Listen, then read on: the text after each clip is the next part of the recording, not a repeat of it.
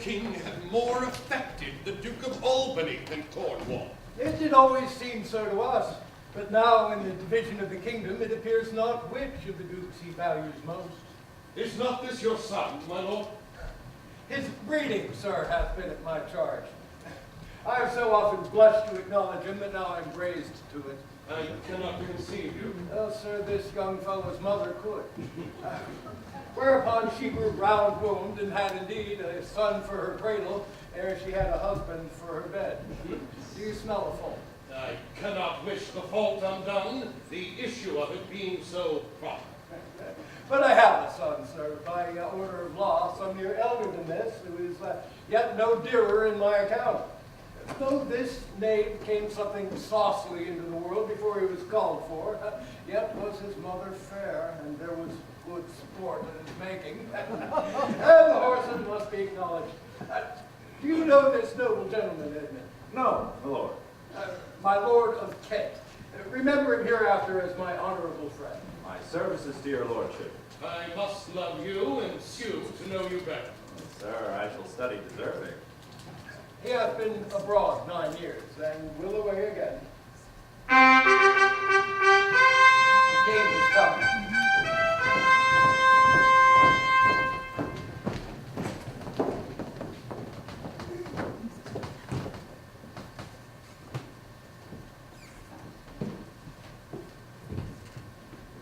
Attend, O Dukes of Albany, Burgundy, and France, Gloucester. I shall, my liege. Meantime, we shall express our darker purpose. Give me the map there.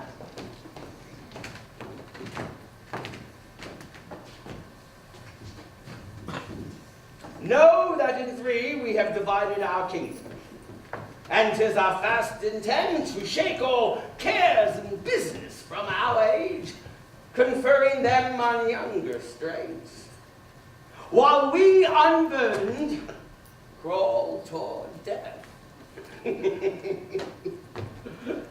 Our son of Cornwall, and you are no less loving son of Albany. We have this hour a constant will to publish our daughter's several dowers, that future strife may be prevented now. The lords of France and Burgundy, great rivals in our youngest daughter's love, long in our courts have made their amorous sojourn. And here are to be answered. Tell me, my daughters, since now we will divest us both the rule, interest of territory, cares of state, which of you shall we say doth love us most?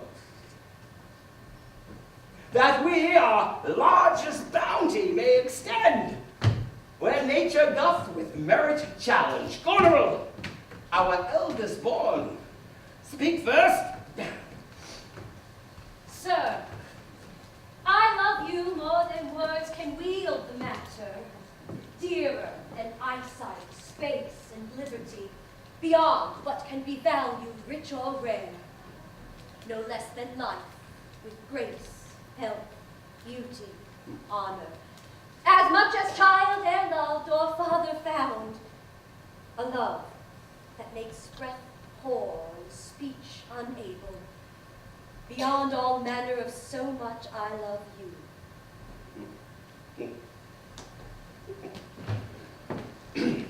Of all these bounds, even from this line to this, with shadowy forests and with champaigns rich, with plenteous rivers and with wide-skirted meads, we make thee lady. To thine and Albany's issue be this perpetual. What says our second daughter? Our dearest Regan, wife to Cornwall. Speak. Sir, I am made of that self-metal as my sister is, and prize me at her worth. In my true heart I find she names my very deed of love only she comes too short. That I profess myself an enemy to all other joys which the most precious square of sense possesses, and find that I am alone felicitate in your dear highness' love. To thee and thine hereditary ever remain this ample third of our fair kingdom, no less in space, validity, and pleasure than that conferred on Gomberg. Now, our joy, although our last not least, to whose young love the vines of France and milk of Burgundy strive to be interested. What can you say to draw a third more opulent than your sisters? Speak. Nothing, my lord.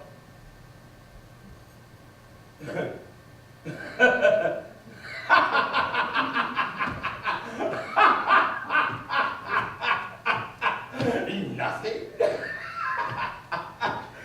Nothing. Nothing will come of nothing. Speak again. Unhappy that I am, I cannot heave my heart into my mouth. I love your majesty according to my bond, no more nor less. How, Cordelia, mend thy speech a little, lest it may mar your fortune. Good, my lord. You have begot me, bred me, loved me. I return those duties back as are right fit, obey you, love you, and most honor you. Why have my sisters husbands if they say they love you all? Haply, when I shall wed, that lord whose hand must take my pledge shall carry half my love with him, half my care and duty. Sure I shall never marry like my sisters to love my father all. But goes thy heart with this? Aye, good my lord. So young, and so untender. So young, my lord, and true. Let it be so. Thy truth then be thy dower. For by the sacred radiance of the sun, the mysteries of Hecate and the night, by all the operation of the orbs, from whom we do exist and cease to be, here I disclaim all my paternal care, propinquity, and property of blood. And as a stranger to my heart and me, hold thee from this forever. The barbarous Scythian, or he that makes his generation's method to gorge his appetite, shall to my bosom be as well named, pitied, and relieved as thou, my sometime daughter. Good, my lord. Peace, Count! Come not between the dragon and his wrath. I loved her most, and thought to set my rest on her kind nursery. Hence, avoid my sight. So be my grave my peace, as here I give her father's heart from her. Call friends! Who stirs? Call Burgundy!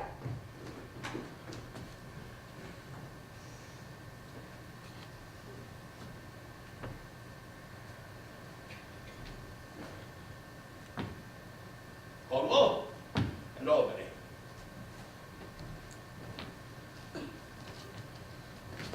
With my two daughters' dowers, digest this third. Let pride, which she calls plainness, marry her. I do invest you jointly with my power, preeminence, and all the large effects that troop with majesty. Ourselves, by monthly course with reservation of 100 nights by you to be sustained, shall our abode make with you by due turns. Only we still retain the name and all the additions to a king. The sway, revenue, execution of the rest, beloved sons be yours. Royal Lear, whom I ever honored as my king, loved as my father, as my master followed. The bow is bent and drawn.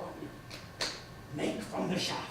Let it fall rather, though the fork invade the region of my heart. Be Kent unmannerly when Lear is mad. What wouldst thou do, old man? Think'st thou that duty shall have dread to speak, when power to flattery bows? To plainness honor's bound, when majesty stoops to folly? Reverse thy doom, and in thy best consideration check this hideous rashness. Well, answer, my life, my judgment, thy youngest daughter does not love thee least, nor are those empty-hearted whose low sounds reverb no hollowness. Kent, on thy life, no more. My life I never held but as a pawn to wage against thine enemies, nor fear to lose it, thy safety being the motive. Out of my sight. See better, Lear, and let me still remain the true blight of thine eye. Now by Apollo. Now by Apollo, king, thou swear'st the gods in vain. O vassal miscreant. Kill thy physician, and the fee bestow upon thy foul disease. Revoke thy doom, for while I can still vent clamor from my throat, I'll tell thee, thou dost evil. Hear me, recreant. On thy allegiance, hear me. 5 days do we allot thee for provision to shield thee from disasters of the world. And on the 6th, to turn thy hated back upon our kingdom. If on the 10th day following thy banished trunk be found in our dominion, the moment is thy death. Away! By Jupiter! This shall not be revoked. Fare thee well, king, since that thou wilt appear. Freedom lives hence, and banishment is here. The gods to their dear shelter take thee mate, that most justly thinks and hath most rightly said. And your large speeches may your deeds approve, that good effects may spring from words of love. Thus Kent, O princes, bids you all adieu. He'll shape his old course in a country new.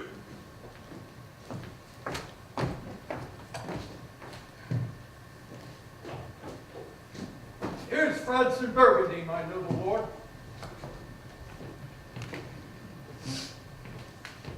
My lord of Burgundy, we first address toward you who with this king hath rivaled for our daughter.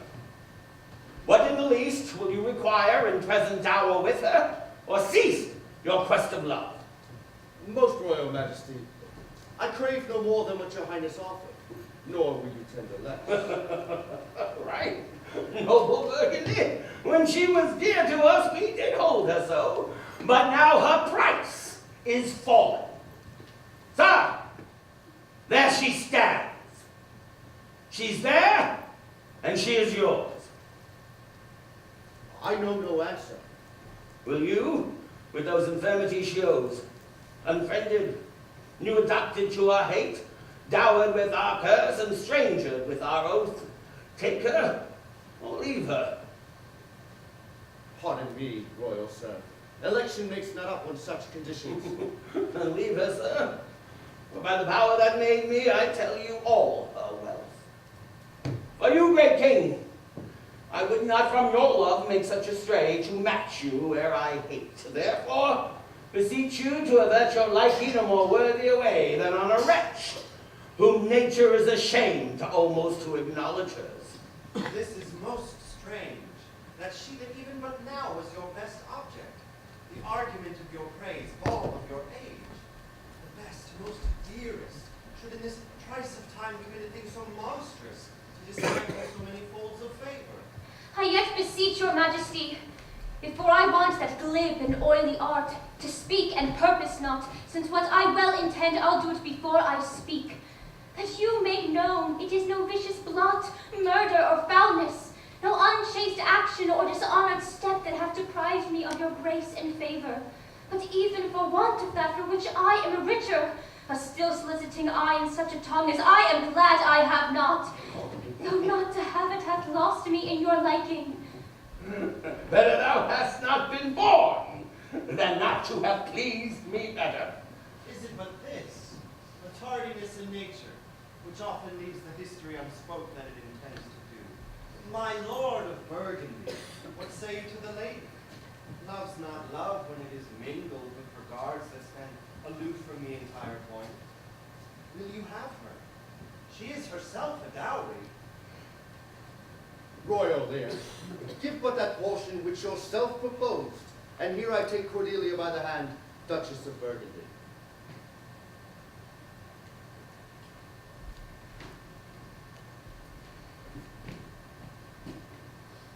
Nothing. I have sworn. I am firm. I am sorry then, that you have so lost a father that you must lose a husband. Peace be with Burgundy. Since that respects of fortune are his love, I shall not be his wife. Fairest Cordelia, thou art most rich, being poor, most choice forsaken, most loved despised. Thee and thy virtues here I seize upon. Be it lawful, I take up what's cast away. Gods, 'tis strange that from their coats neglect my love should kindle to inflamed respect. Thy dowerless daughter, king, thrown to my chance, is queen of us, of ours, and our fair France. Not all the dukes of waterish Burgundy can buy this unprized, precious maid of me. Bid them farewell, Cordelia, though unkind. Thou losest here a better where to find. Thou hast her, France. Let her be thine. For we have no such daughter, nor shall ever see that face of hers again. Therefore, be gone. Without our grace, our love, our venison. Come, noble Burgundy.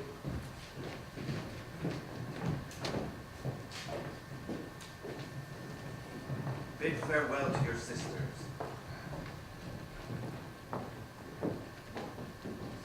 The jewels of our father, with washed eyes Cordelia leaves you. I know you what you are, and like a sister am most loath to call your faults as they are named. Love well our father. To your professed bosoms I commit him, but yet, alas, stood I within his grace, I would prefer him to a better place. So farewell to you both. Prescribe not us our duty. Let your study be to content your lord, who has received you at fortune's arms. You have obedience scanted, and are well worth the want that you have wanted. Time shall unfold what plighted cunning hides, who covers faults at last with shame derides. Well may you prosper. Come, my fair Cordelia.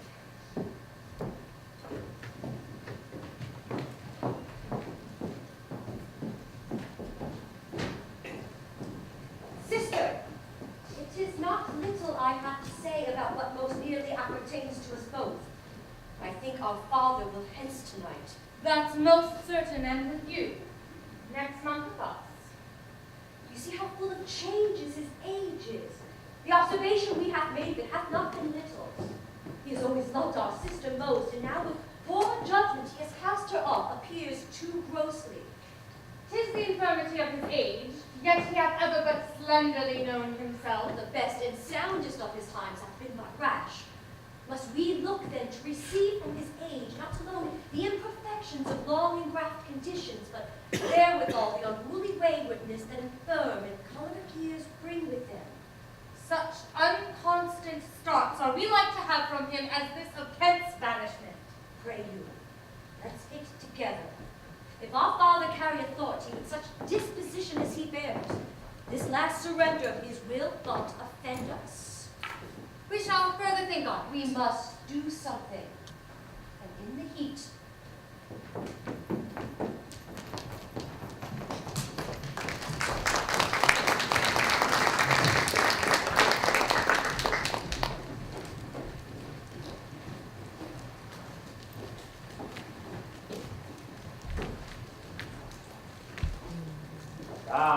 nature art my goddess. To thy law my services are bound. Wherefore should I stand in the plague of custom and permit the curiosity of nations to deprive me, for that I am some 12 or 14 moonshines lag of a brother? Why bastard? Wherefore base? When my dimensions are as well compact, my mind as generous, and my shape as true as honest madam's issue, why brand they us with base, with baseness, bastardy, base, base? Who, the lusty stealth of nature, take more composition and fierce quality than doth within a dull, stale, tired bed go to creating a whole tribe of fops got between a sleep and wake? Well, legitimate Edgar, I must have your land. Our father's love is to the bastard Edmund as to the legitimate. Fine word. Legitimate. Well, mine, legitimate. If this letter speed, and my invention thrive, Edmund the base shall top the legitimate. I grow, I prosper. Now, gods, stand up for bastards. Kent banished thus, and France in color parted. The king gone tonight. All this done upon the guests. Edmund, how now? What news? So please your lordship, none. Why seek you so earnestly to put up that letter? I know no news, my lord. What paper were you reading? Nothing, my lord. What needed then that terrible dispatch of it into your pocket? The quality of nothing hath not such need to hide itself. Let's see. Come, if it be nothing, I shall not need spectacles. Beseech you, sir, pardon me. It is a letter from my brother that I have not all read. For so much as I have perused, I find it not fit for your o'erlooking. Give me the letter, sir. Shall offend either to detain or give it. Let's see, let's see. I hope, for my brother's justification, he wrote this but as an essay or taste of my virtue. This policy and reverence of age makes the world bitter to the best of our times, keeps our fortunes from us till our oldness cannot relish them. I begin to find an idle and fond bondage in the oppression of aged tyranny, who sways not as it hath power, but as it is suffered. Come to me that of this I may speak more. If our father should sleep till I waked him, you should enjoy half his revenue forever, and live the beloved of your brother, Edgar. Conspiracy. Sleep till I waked him, enjoy half his revenue? My son Edgar? Had he a hand to write this? A heart and brain to breathe it in? When came this to you? Who brought it? It was not brought me, my lord. There's the cunning of it. I found it thrown in at the casement of my closet. You know the character to be his? It is his hand, my lord. But I hope his heart is not in the contents. Hath he never before sounded you on this business? Never. But I have heard him oft maintain it fit that sons being in perfect age and fathers declining, the father should serve as ward to the son, and the son manage his revenue. Oh, villain! Villain! His very opinion in the letter! Oh, abominable! A natural, detested, brutish villain, worse than brutish. Go, sir, seek him. I'll apprehend him. Abominable villain. Where is he? I do not well know, my lord. I dare pawn down my life for him, that he hath writ this but to feel my affection to your honor, and no further pretense of danger. Think you so? If your honor judge it meet, I will place you where you shall hear us confer this, and by an auricular assurance have your satisfaction, and that without any further delay, in this very evening. He cannot be such a